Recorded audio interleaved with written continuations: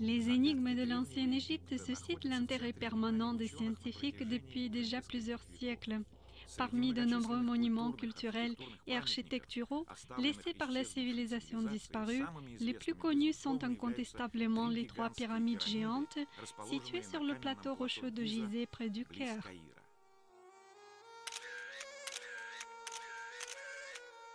Qui, quand et dans quel but a construit ces tétraèdres cyclopéens? Il semblerait que la science académique connaisse les réponses à ces questions depuis longtemps. Le seul problème qui n'a pas encore été résolu, c'est de déterminer comment on les a construits, ou plus précisément comment les anciens maçons pouvaient tailler et déplacer ces énormes blocs de pierre. On propose des solutions techniques bien variées, mais toutes ces solutions ont beaucoup de points faibles, et toutes les tentatives des chercheurs de prouver leur théorie par la pratique ont échoué. Cependant, encore dans la première moitié du XXe siècle, les ingénieurs chimistes ont fait une découverte qui a donné la clé pour comprendre la technologie de la construction des pyramides.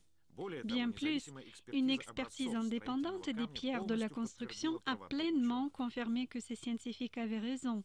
L'énigme des anciennes pyramides a été résolue. On pourrait croire que cette découverte aurait dû faire sensation et que le chercheur aurait pu prétendre aux récompenses scientifiques les plus prestigieuses. Il se trouve que les choses se sont passées différemment.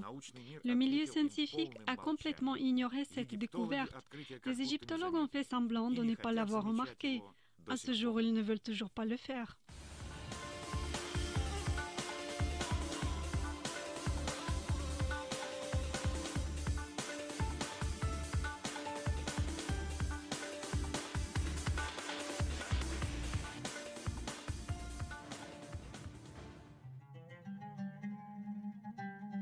On peut considérer l'Égypte comme l'un des endroits les plus intéressants sur la planète pour les historiens, pour les archéologues, pour les chercheurs spécialisés dans l'art et même pour les touristes. Cela fait quelques siècles déjà que les monuments énormes, les ruines des anciens temples, les hiéroglyphes énigmatiques sur les murs des palais excitent l'imagination des chercheurs. Mais les sites les plus importants de l'Égypte, ce sont les pyramides.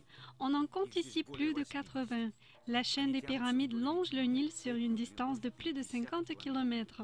Les monuments dominants dans cet ensemble sont les constructions uniques sur le plateau de Gizeh près du Caire. Les pyramides de Khéops, de Képhren et de Mykérinos ont été appelées les Grandes et figurent dans la liste des 7 merveilles du monde. Et ce n'est pas étonnant, car la hauteur de la plus grande d'entre elles, celle de Khéops, dépasse 140 mètres et elle est constituée de plus de 2 millions de blocs de pierre, dont chacun pèse entre 2,5 tonnes et 15 tonnes. Bien sûr, il est difficile d'étonner l'homme moderne même avec les grandes pyramides. Néanmoins, la question de savoir comment on a pu bâtir tout ça plusieurs siècles en arrière prive les chercheurs de sommeil même de nos jours.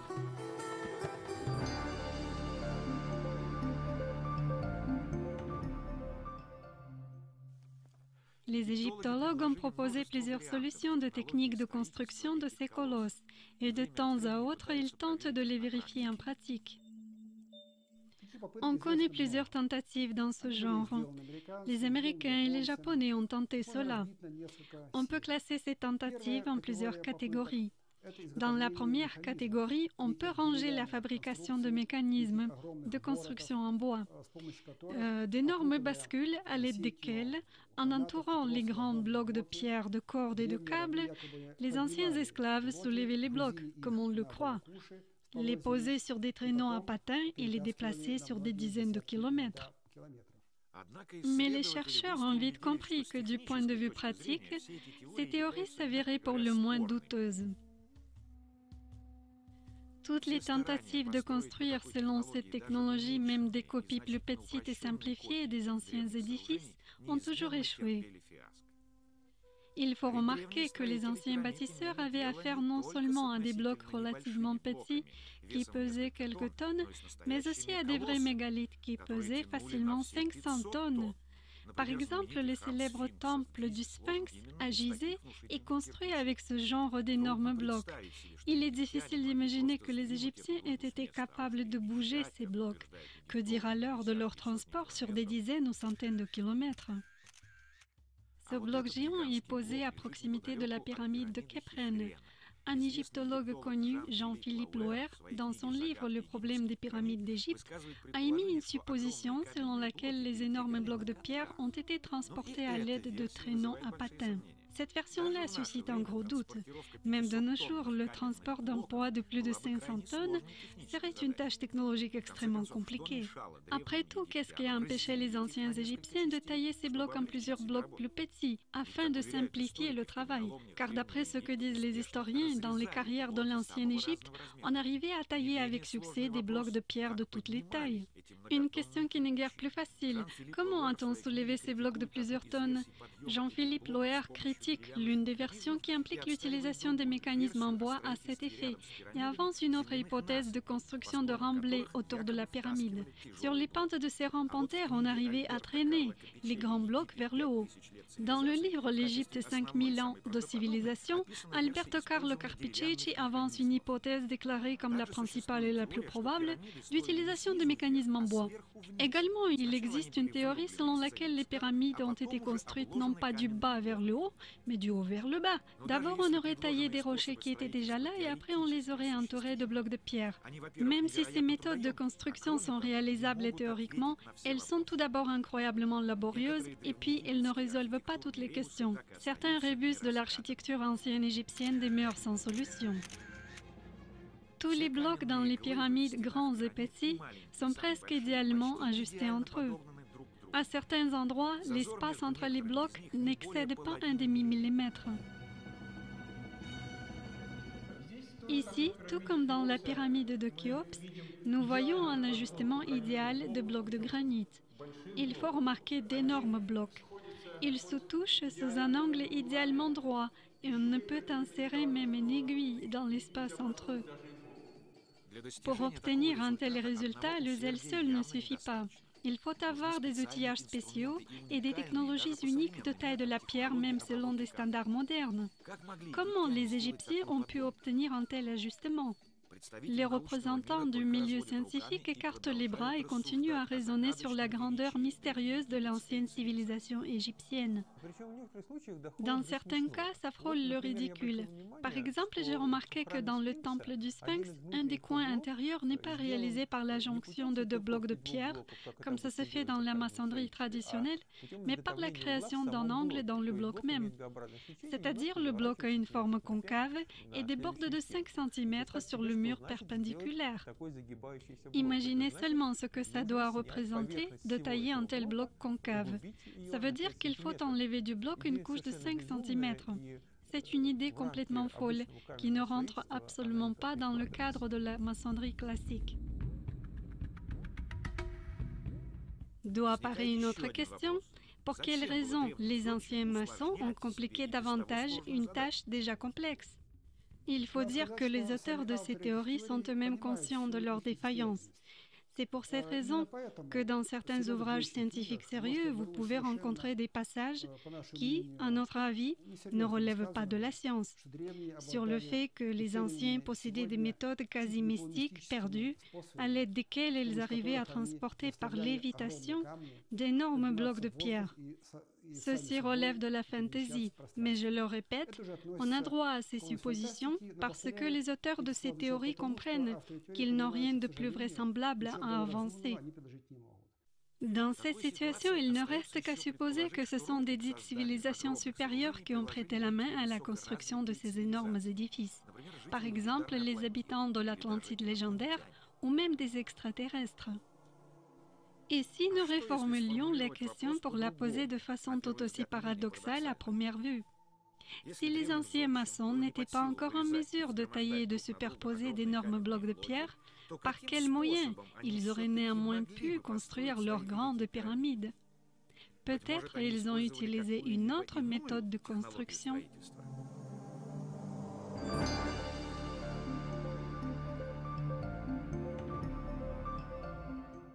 Comment procède-t-on aujourd'hui pour édifier quelque chose de comparable? Par exemple, les gratte-ciel.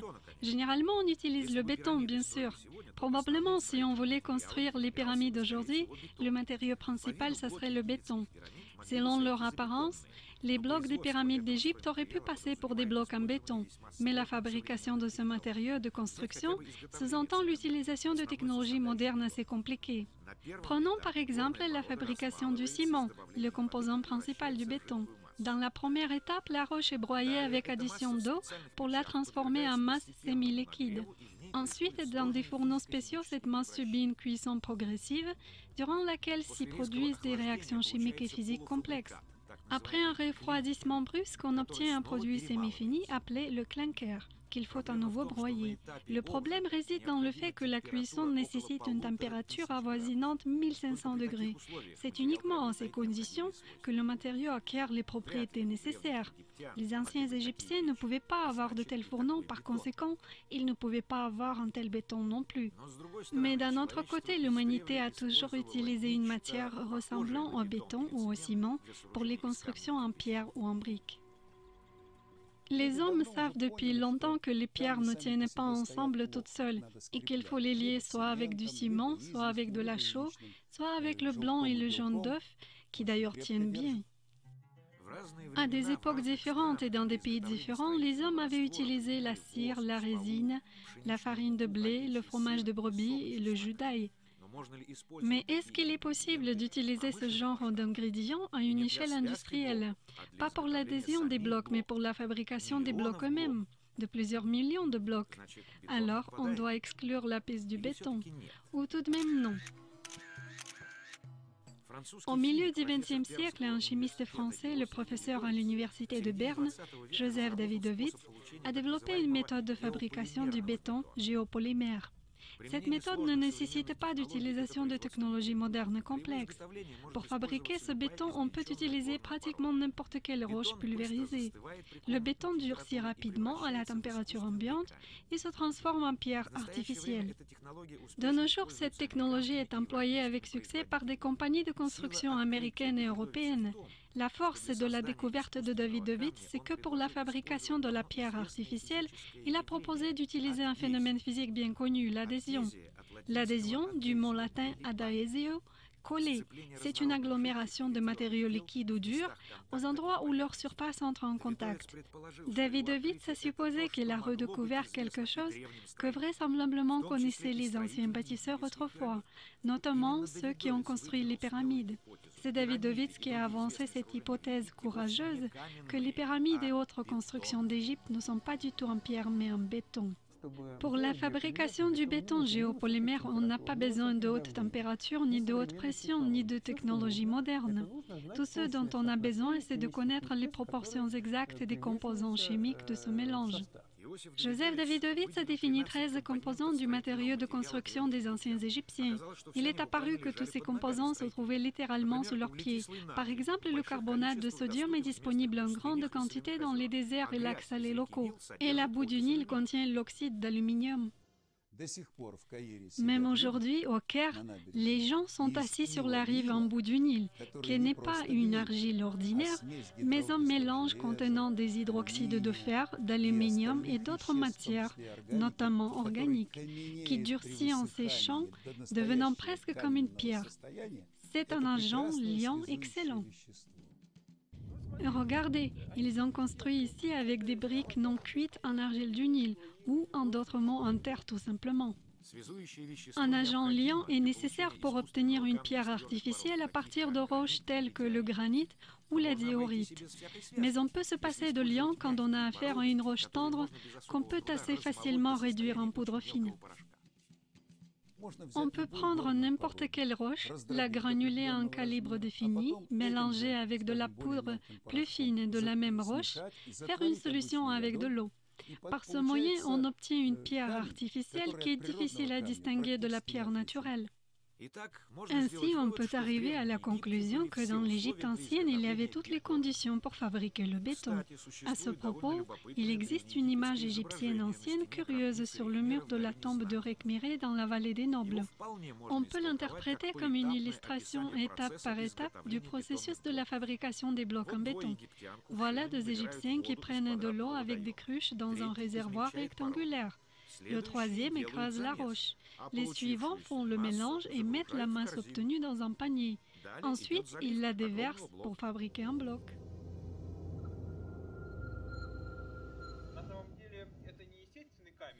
En réalité, ce n'est pas une pierre naturelle, mais un bloc en béton géopolymère.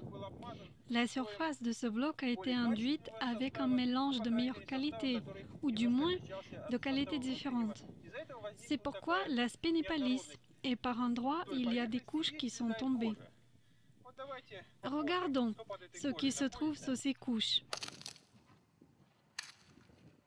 C'est du sable. On peut voir qu'il y a du sable. Ceci n'est pas du granit, c'est du béton géopolymère. Это не гранит. Это геополимерный бетон.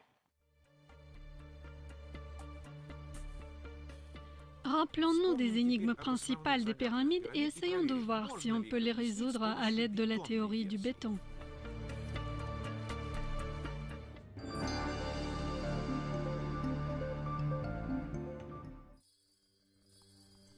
Le scientifique ancien grec Hérodote, que l'on appelle souvent le père de l'histoire, après son voyage en Égypte où il a parlé aux prêtres locaux, a avancé son interprétation de la technologie de la construction des pyramides. Voici ce qu'il a écrit. Quand on eut commencé à la construire de cette manière, on éleva de terre les autres pierres, et à l'aide de machines faites de courtes pièces de bois, on les monta sur le premier rang d'assises.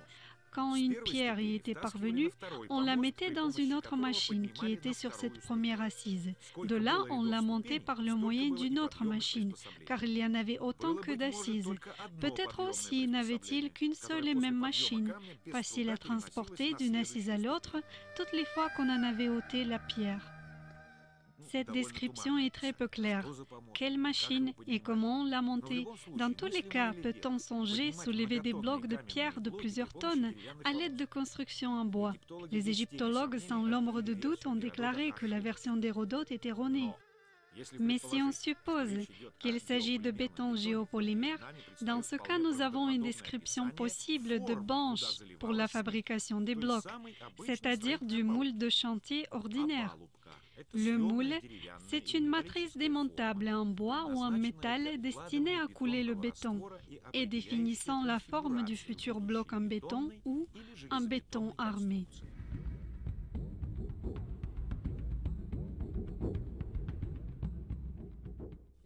Si on étudie attentivement ce texte, on comprend alors qu'Hérodote a décrit un moule en bois à l'aide duquel s'élevait, grandissait la pierre. Car il est clair que si on coule un volume trop important du ciment d'un coup, en durcissant le bloc deviendra défectueux ou déformé. Il est clair que le bâtisseur rajoutait couche par couche en laissant sécher. Ces couches sont aujourd'hui bien visibles aux endroits où les blocs ont perdu leur revêtement. Si c'était du calcaire naturel, comme dans le mur de la forteresse du Caire, les couches seraient régulières et parallèles. Le calcaire, c'est une roche sédimentaire. Sa structure stratifiée se forme comme le résultat d'un dépôt lent, millimètre par millimètre, de couches parallèles de matières différentes sur le fond marin. On observe un tableau bien différent dans les blocs des pyramides. Voici un fragment du bloc provenant de la pyramide de Khéops. C'est un éclat d'un coin supérieur du bloc. Sur sa surface latérale, on voit des empreintes émaillées. D'où sort cette empreinte? Il y a une explication simple.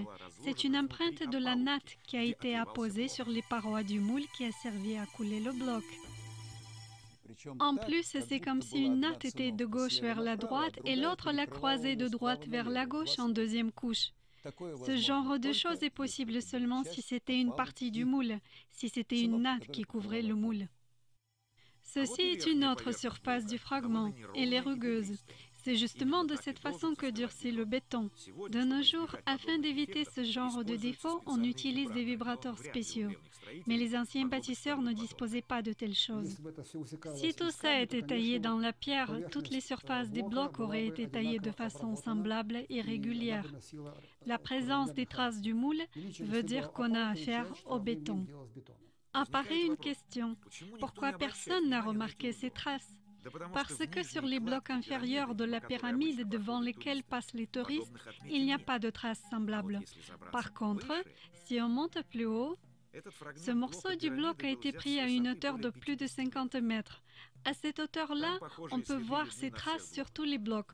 On peut bien sûr supposer que les anciens Égyptiens ont préparé les pierres différemment pour les niveaux différents de la pyramide. Mais il y a aussi une autre explication. Les blocs de la pyramide sont assez tendres. Leur dureté peut être comparée à la dureté du gypse ou des ongles de la main. Les tempêtes de sable fréquentes pour cet endroit ont pu polir les blocs depuis tout ce temps, en effaçant toutes les traces. Le sable projeté sur les pyramides joue le rôle d'un abrasif. Le sable s'élève sur 20-30 mètres maximum. Les traces de moules ont été découvertes plus haut. On trouve les traces de nattes ailleurs que sur les blocs des pyramides. Nous sommes dans la cour du temple à Esna. Ici se trouve une pierre qui a conservé les traces de son origine de béton. Ce sont les restes de la natte en roseau incrustés dans la pierre.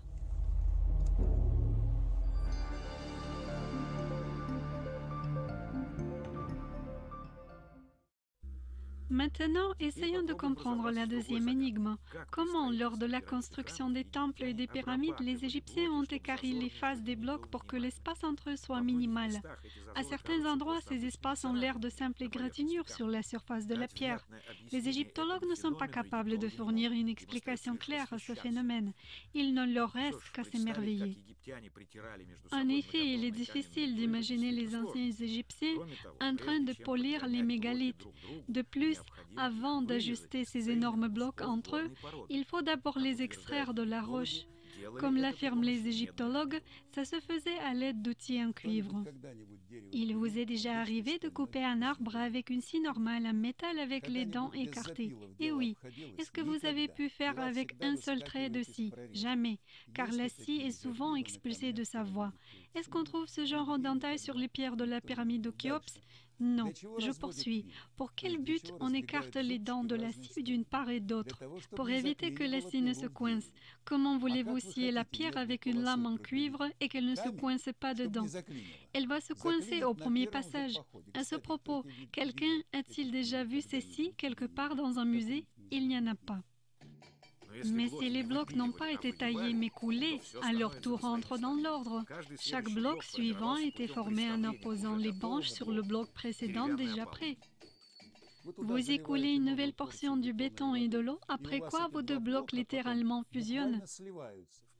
En principe, les anciens constructeurs auraient pu couler des murs monolithes, mais dans ce cas, tôt ou tard, les pyramides auraient éclaté et se seraient écroulées à cause d'écarts de température et à cause de la tension intérieure. Pour que la construction puisse respirer, comme on dit, on a fait des blocs séparés. On constate que les pyramides sont toujours là.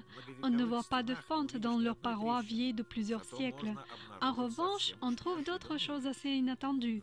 Par exemple, dans la maçonnerie d'une des petites pyramides située au sud de la pyramide de Mykérinos à Gizeh, on peut voir des cavités assez étranges. Cette pyramide est construite de blocs qui sont couverts de croûte dure, mais à l'intérieur, ils sont assez tendres. Ce ne serait pas possible pour des pierres naturelles. Et ce n'est pas étonnant quand il s'agit de blocs en béton, car on a pu utiliser un mélange de moindre qualité pour couler l'intérieur du bloc et un mélange plus dur pour les parties extérieures. On peut le casser avec les doigts à l'intérieur de la cavité. C'est sa consistance antérieure. Et si on essaie de casser sa croûte, la couche extérieure, on n'y arrive pas sans outils. L'intérieur des blocs est tendre et à l'extérieur, ils sont couverts d'une couche poreuse plus dure qui ne cède pas, même à la lame du couteau. Est-ce qu'une pierre naturelle peut avoir un intérieur tendre et un extérieur dur? Une pierre taillée et extraite d'une carrière? À notre avis, non, c'est exclu. Et si c'est du béton, alors bien sûr, dans les couches extérieures du bloc, on a pu rajouter des substances qui les ont rendus plus solides. À nouveau se pose la question, pourquoi les autres ne l'ont pas remarqué? Ils ont toujours été habitués à l'idée que sur la rive opposée du Nil, on extrait les blocs de pierre, de calcaire, comme c'est démontré dans des films spécialement créés, soi-disant documentaires, et qu'on les transportait sur des barges, sur des radeaux, sur le bon côté du Nil. De l'autre côté, le calcaire est différent. C'est un calcaire qui contient un masse de nummulites bien conservés. Ce sont des petites coquilles de la taille d'une petite pièce de monnaie. Et dans les blocs de la pyramide de Khéops, où sont ces nummulites? Où sont les restes organiques tels que les oursins de l'époque de l'Éocène? Il n'y en a pas. De plus, tout calcaire est fendillé. Et j'ai eu beaucoup de mal à trouver une petite fente en me promenant sur la pyramide de Khéops. Le béton est amorphe. Le béton ne fait pas de fente et se comporte comme une matière homogène et de même densité dans toutes les directions.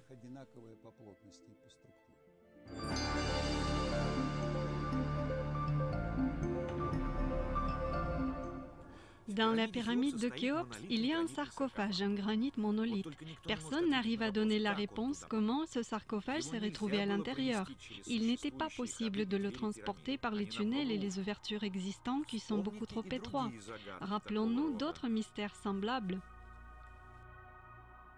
Par exemple, dans la célèbre vallée des rois située à 500 km du Caire près de Luxor. Aujourd'hui, pour accéder à cet endroit, il y a une large route que l'on peut aussi emprunter en voiture. Mais il y a encore 100 ans en arrière, ici, il n'y avait aucune route.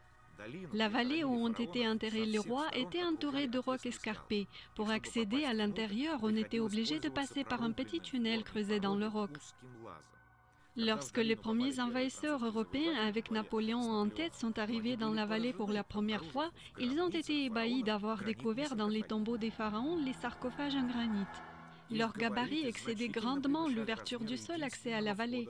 D'autant plus que ces sarcophages, tout comme dans la pyramide de Khéops, n'étaient pas assemblés de morceaux plus petits, ils étaient monolithiques, car ils résonnaient tels des cloches lorsqu'on frappait dessus avec un marteau. Les égyptologues ont dit « Et alors ?» On les a traînés à travers des montagnes, on les descendait avec des cordes. Ça n'aurait pas été plus simple d'élargir un peu l'accès à la vallée?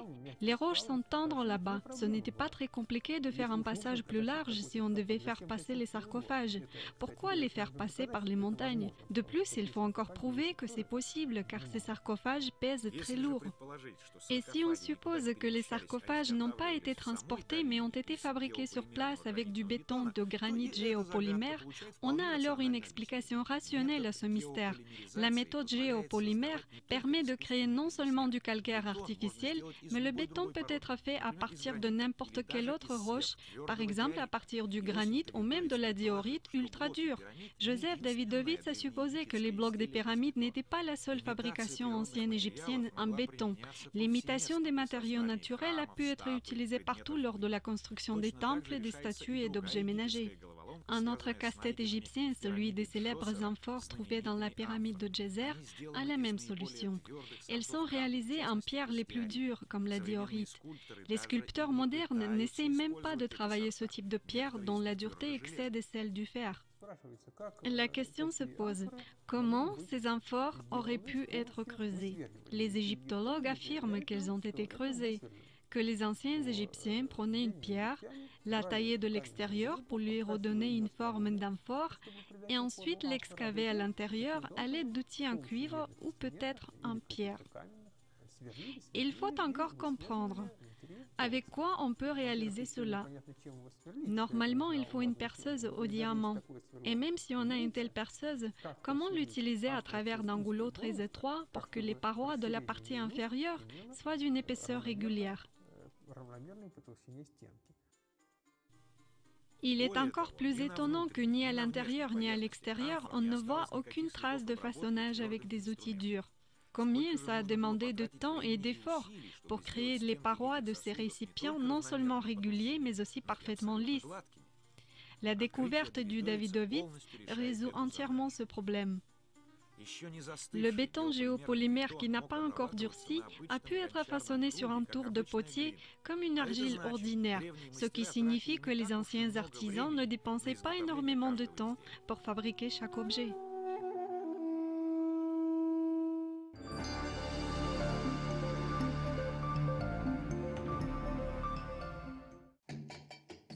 Il existe un autre fait qui suscite chez les égyptologues une admiration presque religieuse.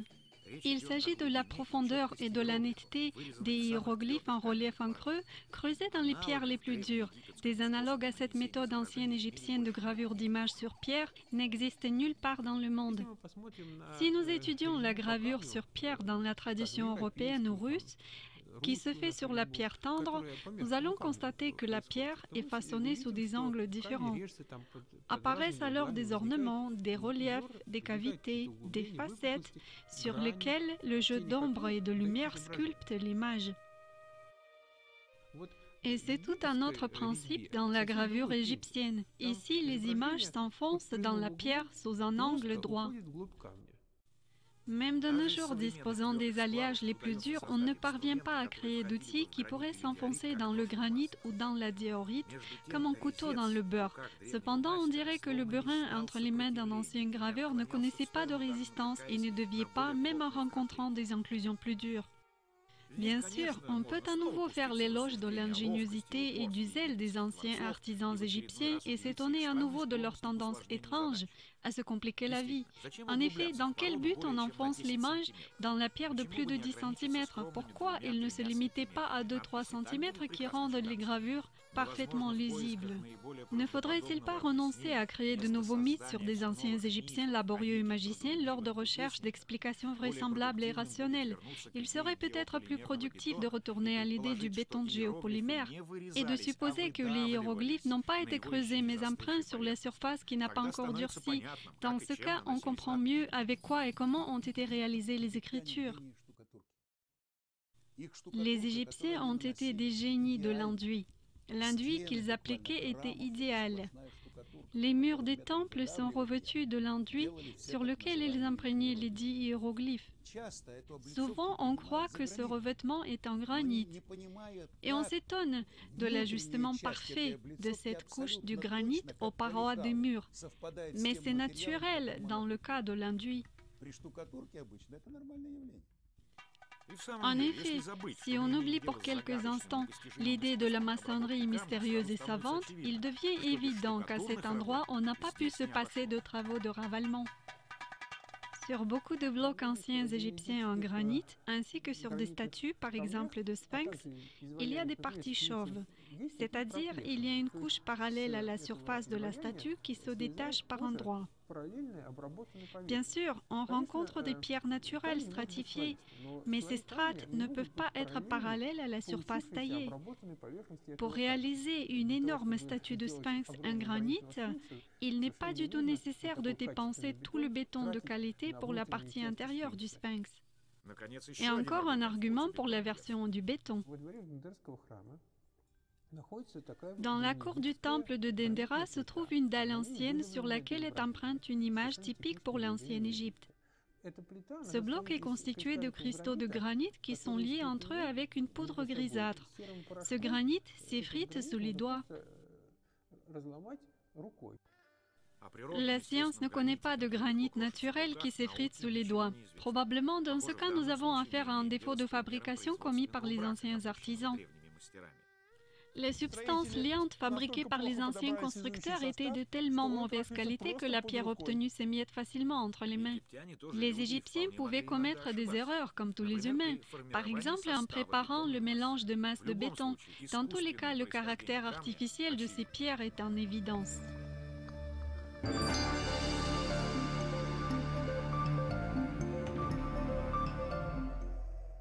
Il faut éclairer une autre circonstance.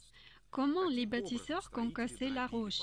Pourquoi ne pas supposer que ce problème était résolu par analogie avec la mouture du blé, avec l'utilisation de mortiers, de broyeurs et de meules? Il n'y a pas de problème avec ça, surtout qu'on a retrouvé en Égypte les dalles sur lesquelles on pouvait broyer les roches. On devait parvenir à broyer manuellement les roches tendres telles que le calcaire. Mais comment pulvériser en poudre les pierres dures comme la diorite? Il se trouve qu'il existe pour cela une méthode pas trop compliquée. Nous le faisons dans les champs chaque année, car des fois on a besoin d'obtenir une poudre d'une roche dure sans qu'il y ait des particules de fer provenant des marteaux ou des mortiers. Pour cela, on prend une pierre, on la pose sur une deuxième et on la frappe avec une troisième. Voilà, ainsi, en frappant une pierre avec une autre, on obtient une poudre. Avec cette méthode simple, on peut obtenir la matière première pour fabriquer une roche artificielle de n'importe quelle dureté. C'est une ressource inépuisable. Bien sûr, ça prend du temps, mais il n'est pas nécessaire de broyer toute la roche en poudre. Un mélange de poudre avec des granules donne un produit fini plus solide et permet d'accélérer la fabrication. De plus, les habitants de la Terre depuis des lustres ont utilisé une autre méthode de broyage qui n'est pas trop laborieuse. Au Yémen, les hommes moulent le blé en se balançant sur une bascule dans un grand bol en pierre. C'est de cette manière, en écrasant avec une pierre sur une autre, sans meule manuelle, qu'on peut concasser la roche en quantité. Ainsi, l'hypothèse de l'utilisation en ancienne Égypte du béton géopolymère prend forme.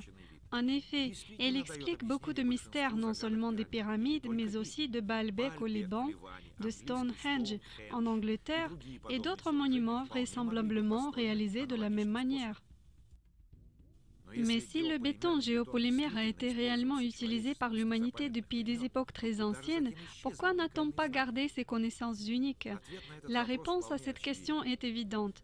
Autrefois, très peu de découvertes ont été rendues publiques. La plupart ont été gardées dans un secret très strict. Seuls quelques initiés possédaient les secrets et en cas de disparition subite, ces technologies ne pouvaient plus être transmises. C'est de cette manière qu'on a perdu les secrets de fabrication du filigrane et de granulation en orfèvrerie de l'acier de Damas, bien que nous en sachions quelques faits ou au moins nous avons entendu quelque chose.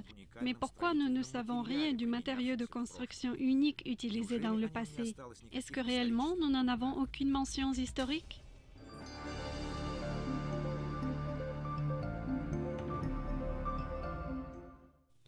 Tout le monde connaît la fameuse pierre philosophale du Moyen Âge.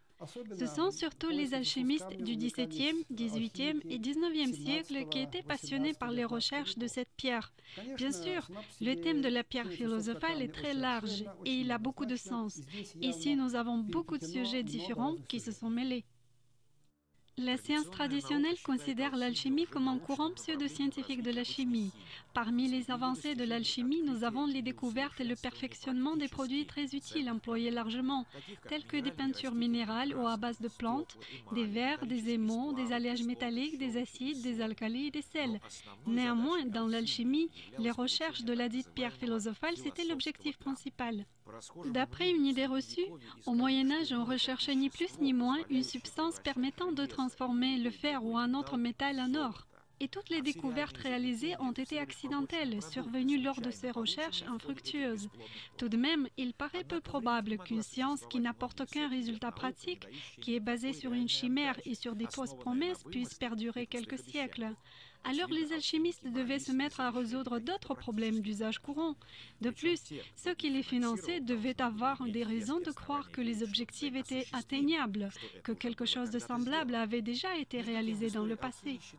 Cependant, de l'histoire de l'alchimie, on sait que le secret de la pierre philosophale a été connu justement en Égypte. La dernière personne qui possédait les connaissances secrètes, c'était un Romain dénommé Maurienus.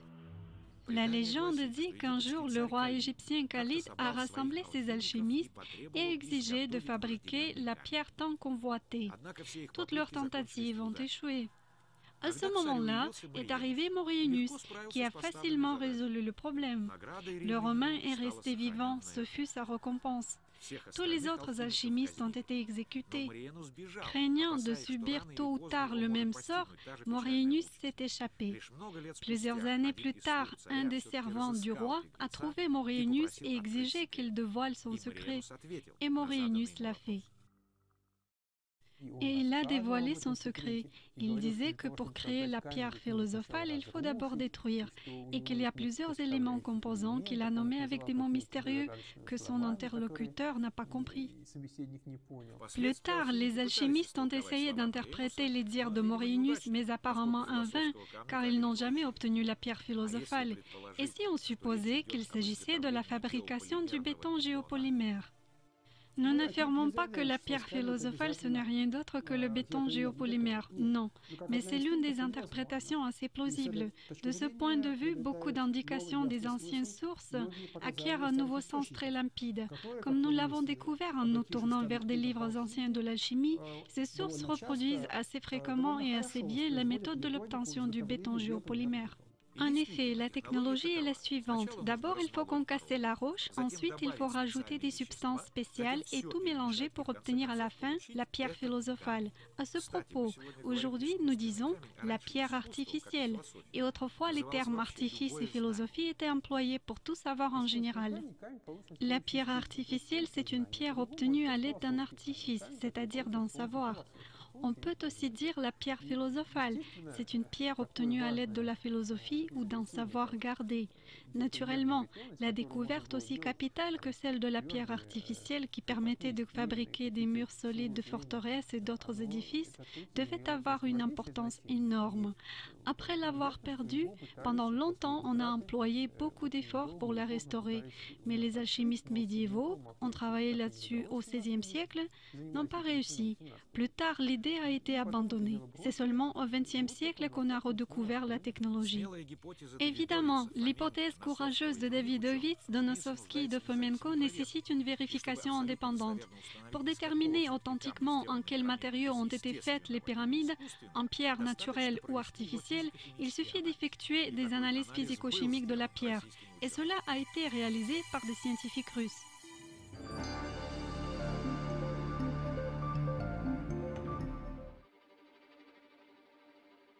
En novembre de 2005, l'équipe de chercheurs du projet de la nouvelle chronologie avec Gleb Nosovsky en tête a visité l'Égypte. Durant ce voyage ont été découverts de nouveaux faits confirmant la théorie du béton, dont beaucoup ont été énumérés dans ce film. De plus, on a prélevé les échantillons du matériau de construction de l'une des trois grandes pyramides, celle de Mykérinos.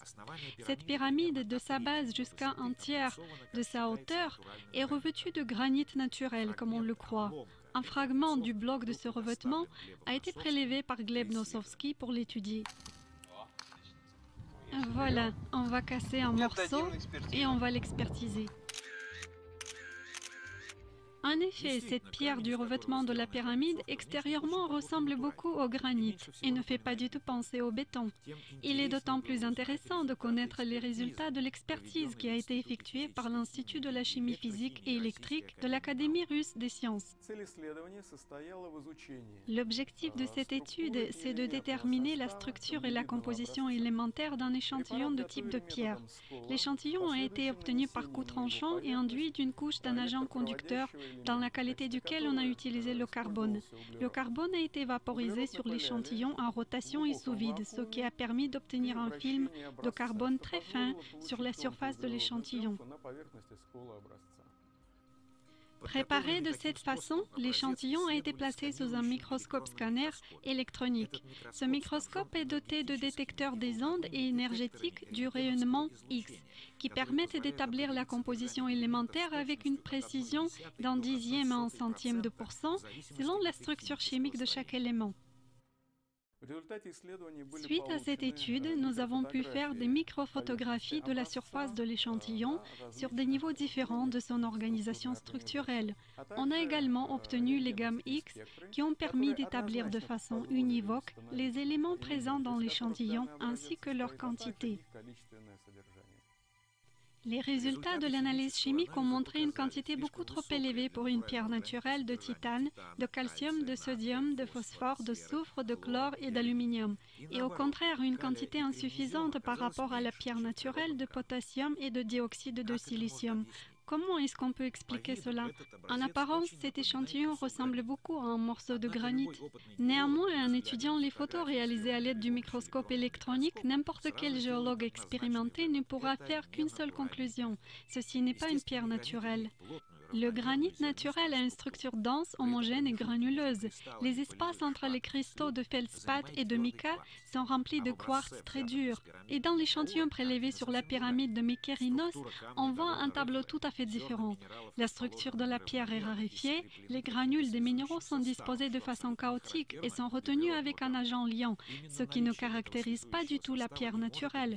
C'est la présence de cet agent liant qui peut expliquer la contenance élevée des composés de titane, de calcium, d'aluminium et d'autres éléments dans l'échantillon.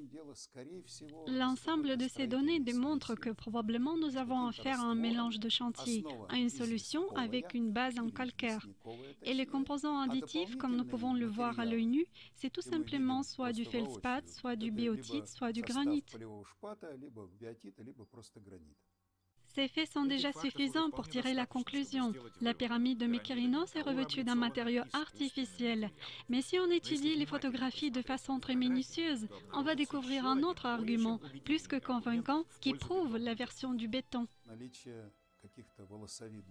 La présence de fibres ou d'une matière en forme de filament dans une quantité importante, comme nous pouvons le voir sur les photos, prouve que c'est de la matière organique qui n'a aucun rapport avec une roche naturelle. Cette matière n'aurait pu arriver là-dedans que lors de la fabrication de cette pierre. J'ai émis une supposition que ça pourrait être des fils de la fine polaire provenant d'une variété locale de moutons. On dirait que c'est des fibres de feutre si on regarde les photos de haute définition. Ces fibres couvertes d'écailles se voient parfaitement bien.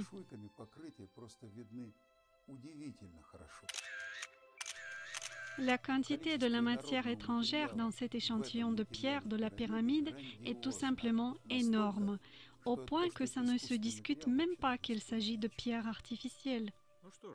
Alors, ces résultats ne sont pas inattendus. Davidovits avait effectué les mêmes analyses plusieurs années en arrière et était arrivé à la même conclusion.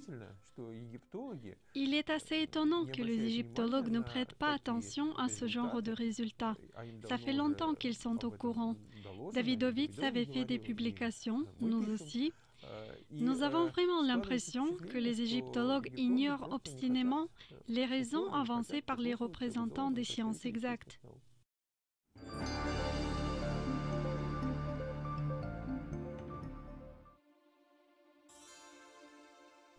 En 1982, Jean-Philippe Loher, le partisan de la version de la pierre naturelle, a mis à la disposition de Davidovits deux échantillons provenant des blocs des pyramides et proposé de prouver leur origine artificielle. Les analyses chimiques menées par deux laboratoires indépendants ont pleinement prouvé la version du béton. À cette occasion, Davidovits a lu son rapport lors du congrès des égyptologues à Toronto. Néanmoins, Loher, qui était venu au congrès, pour une raison inconnue, n'a pas été présent lors de l'exposé de son collègue. Il s'est limité à un commentaire laconique dans la presse. Ce n'est pas bête, mais ce n'est pas possible. Ça ne peut pas être parce que ça ne peut jamais être. Voilà la réponse d'un scientifique à un autre scientifique. 2 années plus tard, en 1984, Davidovits a adressé à la direction égyptienne des monuments antiques une demande d'autorisation pour effectuer des recherches sur le plateau de Gizeh. La demande du professeur a été rejetée. Le refus a été expliqué ainsi. Votre hypothèse ne représente que votre point de vue personnel, qui ne correspond pas du tout aux faits archéologiques et géologiques. Le refus avait un caractère purement démagogique. On n'a pu avancer aucun argument scientifique contre l'hypothèse de Davidovits. Selon notre opinion, cette situation témoigne clairement qu'en réalité, certains égyptologues appréhendent toute discussion, car ce terrain est miné de gros problèmes. Et voici un autre exemple tout frais. En 2006, les scientifiques américains ont effectué indépendamment des études de la matière des blocs de la pyramide de Khéops. L'analyse de gamme et l'analyse minéralogique ont démontré que l'échantillon du matériau de construction était fait d'un mélange de calcaire, de sable et d'argile. À ce moment, les experts se devaient de reconnaître la chose évidente, c'est du béton. Mais il semblerait que rien ne puisse ébranler la stagnation presque religieuse des représentants de la science traditionnelle. Ce même Davidovits n'a pas seulement publié des livres, il a en plus démontré en pratique la possibilité de construction d'une pyramide en béton à partir des matériaux qui étaient à la portée des anciens Égyptiens. Quand vous regardez les blocs des pyramides, que voyez-vous? Vous voyez des blocs avec une surface lisse et d'autres avec une surface rugueuse. Nous avons reproduit les deux variantes. Le secret se cache dans les eaux souterraines, dont la qualité change en fonction du climat et du temps. Avec cette démarche, Davidovits a essayé d'attirer l'attention sur sa théorie, mais en vain. On a vraiment l'impression que les égyptologues modernes essaient de garder à tout prix le beau conte de fées créé par leurs prédécesseurs au XIXe siècle. Le conte sur les millions d'esclaves égyptiens qui, tels des fourmis, durant plusieurs décennies transvolutaient des énormes blocs de pierre et édifiaient avec les colossales pyramides. Tous les manuels d'histoire en parlent. Il y a un paquet de films sur ce sujet. Les historiens ne souhaitent pas admettre maintenant que tout cela n'est qu'une fiction, car dans ce cas, de façon inévitable, apparaissent des doutes sur la véracité de leurs autres théories.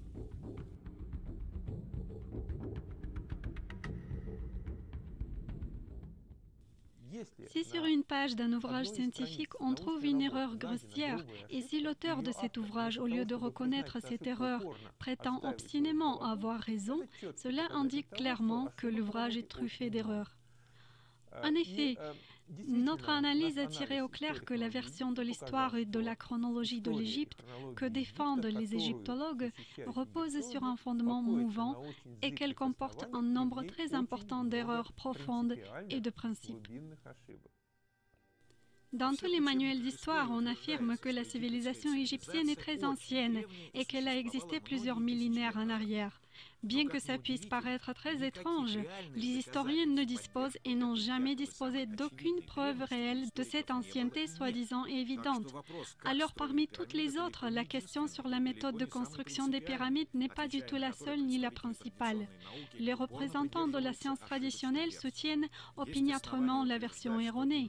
On a des raisons de dire que les réponses aux autres questions, qui, quand et dans quel but a construit ces pyramides, ne sont pas non plus vraiment fondées, contrairement à ce qu'on croit.